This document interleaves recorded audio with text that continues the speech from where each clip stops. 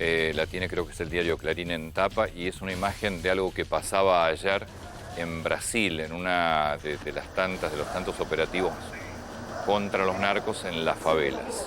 Sí, así es, Antonio. La verdad es que es considerada, según las estadísticas que presenta hoy los medios brasileños, la mayor masacre en la historia del Estado de Río de Janeiro en el contexto de una operación policial. Hay imágenes que son brutales. Hay imágenes que son tremendas. La verdad que fue un baño de sangre. Ubiquémonos, por un momento estamos hablando de la ciudad de Río de Janeiro. Esto ocurrió en la favela Jacarecinho, ubicada en el norte de la ciudad. Es una favela conocida porque es una favela muy violenta, donde hay mucha presencia de organizaciones criminales, especialmente del Comando Vermelho, que es la principal organización narco de Río de Janeiro y una de las principales de Brasil, junto con el primer comando de la capital. La verdad es que lo que se sabe es que entró la policía, fue una operación de 9 horas, buscando supuestamente, con algún dato vinculado a alguna narco, vinculado a un cargamento de droga, buscando sospechosos. Mataron a un policía de un disparo en la cabeza. Uno de los 25 muertos es un policía que murió de un disparo en la cabeza, y entonces empezó una cacería brutal en la cual murieron 24 personas asesinadas por policías, en lo cual la policía informa, dice, bueno, eran todos miembros de organizaciones criminales, pero la verdad es que da muy pocos detalles. Hay muchos vecinos de la favela diciendo muchos fueron ejecutados.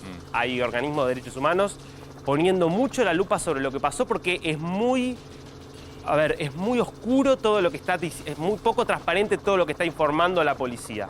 Es lo que vemos acá, es la protesta de los vecinos de la favela en la portada de Folia de San Pablo. El problema que tenés acá, que como pasa siempre, pasa en la Argentina, pasa en México, en Colombia, en Brasil, los narcos establecidos en zonas se convierten en el Estado para la gente. Sí, es verdad. Porque son los que si necesitas algo te consiguen, que la heladera, que el colchón, muchas veces te ponen la atención médica. Entonces, por más que hayan sido ejecutados y narcos, mucha gente los va a defender. Sí, digamos, es indudablemente en las muchas favelas de Río lo que ocurre es exactamente eso que decís, que están bajo control narco. Ahora, el punto siempre es, bueno, frente a eso, ¿cuál debe ser la estrategia del Estado? Y es evidente que en parte vas a tener que apelar al uso de la fuerza, porque si el Estado no se impone, va a ser muy complicado, digamos, que se pueda sacar a los narcos. Ahora, lo que también hay es muchas denuncias de abusos por parte de la policía, que muchas veces lo que terminan es generando más violencia y más cercanía de la gente con los narcos. Claro, exacto, porque además es muy posible que si la policía entra y empieza a disparar, como algunos de los reportes que hay y de denuncias que están habiendo, empieza a disparar para todos lados, y por ahí termina cayendo alguien que ni siquiera tenía nada que ver con una organización criminal, ¿no? Si no conocen las favelas, hay algunas películas que te las muestran, y te las muestran bastante bien. Salid, si querés, desde el lado de las películas sobre narcotráfico. Me parece que la última, Rápido y Furioso, es donde están en las favelas de Brasil. Claro, ese es imposible entre los recovecos. Son barrios de emergencia como los conocemos en la Argentina, pero encima en la escalera, en subida, con lo cual es muy difícil entrar y hacer... Hace unos años había todo un proyecto por parte del Estado de Río de Janeiro de lo que llamaban los comandos de pacificación, que primero entraban a las villas, digamos, a las favelas con mucha presencia militar, y después trataban de establecer ciertas agencias estatales, pero la verdad es que ninguna de estas herramientas termina dando resultado, porque el Estado no termina de tener la capacidad o la voluntad, porque también después lo que hay, por otro lado, 25 muertos, bueno, sí, esto es otra etapa de otro diario. Lo que termina viendo también es mucha corrupción, mucha complicidad también por parte de la policía. Sí podemos, mientras tanto, no sé si se podrá, a través de Google Earth, ubicar lo que es la favela Jacarecinho, que van a ver que es los tamaños que tienen, pero aparte para verla desde arriba. Son 36.000 habitantes Jacarecinho tiene. Por ejemplo, aparte, una favela importante, Romario, por ejemplo, el astro del fútbol brasileño, nació en Jacarecinho, tiene varias personalidades que surgieron de ahí y salieron. Sí, es que lo que también te muestra es los años que llevan esta favela. Pero claro, bueno, vos hablas de películas, Ciudad de Dios, ¿no? Una de las películas más conocidas.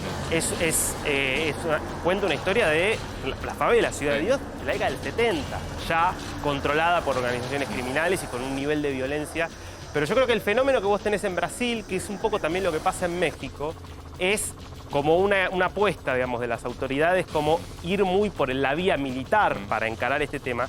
Y la verdad es que lo que vos ves es que se perpetúa la violencia, seguís teniendo niveles de mortalidad y de homicidios muy altos, y las organizaciones criminales siguen teniendo el control del lugar. Que además tenés las organizaciones narco y después tenés los grupos, los llamados grupos de la muerte, digamos, que son los que trabajan muchas veces en contra de los narcos, contratados por ahí por personas que quieren, de alguna manera, como fue un poco en Colombia con las autodefensas, que surgieron para... bueno, las imágenes son impresionantes. No, y bueno, otras películas es Tropa de Elite. Las imágenes son de Tropa de Elite, la verdad. Que es un poco eso, cuenta la historia de un batallón de operaciones de la policía que lo que hace es meterse en las favelas y ir en busca de los narcos, los criminales, pero con un nivel, ya hay un nivel de violencia de los dos lados muy grande. ¿Cómo llegás a desactivar esto? Porque primero, no, es muy complicado. Ya todo lo que tiene que ver con las favelas, más allá del narcotráfico, pasa en la Argentina, pasa en México. Ahí está Yacaré-Simeno. Esto es Yacaré-Simeno, el tamaño que tiene.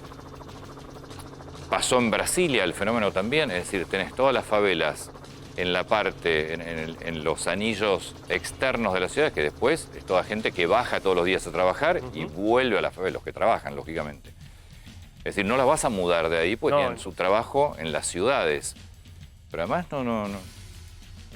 ya no sé si tenés forma de desactivar, no sé cómo lo desactivás, si no es con, bueno, obviamente un Estado mucho más presente que no está, y después es imposible que no tengas que utilizar la fuerza. No, porque en cuanto entras, lo que tenés es la fuerza del otro lado. Porque aparte, las bandas criminales en Brasil, el Comando Vermelho o el primer comando de la capital de San Pablo, está todo armado en las favelas. Son ejércitos privados, son verdaderamente ejércitos. Entonces, por supuesto, el punto es que no sea entrar a disparar a lo loco, digamos, que es lo que pareciera que pasa ocurrió es que cuando entran las fuerzas, los que empiezan a disparar a lo loco son los ejércitos de los narcos. Claro. Entonces no te dejan ni entrar. Lo que un poco se cree que pasó es que cuando matan al policía, ahí fue que se desata un poco una cacería y la verdad que un baño de sangre tremendo. Pero lo que claramente vos acá necesitas es, en primer lugar, más inteligencia policial. Y mucha presencia del Estado para cubrir necesidades. Porque vos lo que tenés que sacarle es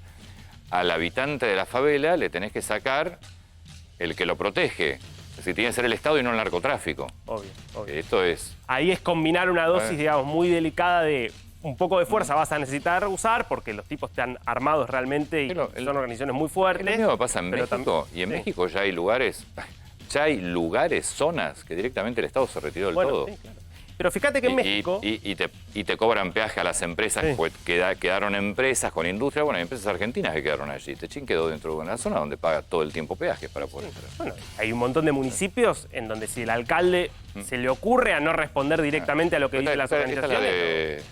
Rosina es la más grande, es la más grande de Río de Janeiro. Pero fíjate un poco también lo que pasa. Los cables. Sí, bueno, todo de un nivel de precariedad muy grande. En México lo que pasó es un poco cuando se militarizó el combate al narcotráfico, lo que vos tuviste es que aumentó muchísimo la tasa de homicidios. Por ahí los carteles digamos, se fragmentaron. En vez de tener 2 o 3 carteles muy grandes, tuviste más carteles chicos, pero la realidad es que el conflicto continúa igual, la presencia... Y hay zonas donde ya, hay zonas donde directamente el Estado se retiró ya. Vos ya te das cuenta que se retiró y quedó en manos del narco. Tiene mucha inversión pública, mucha inteligencia, es un problema muy difícil de resolver.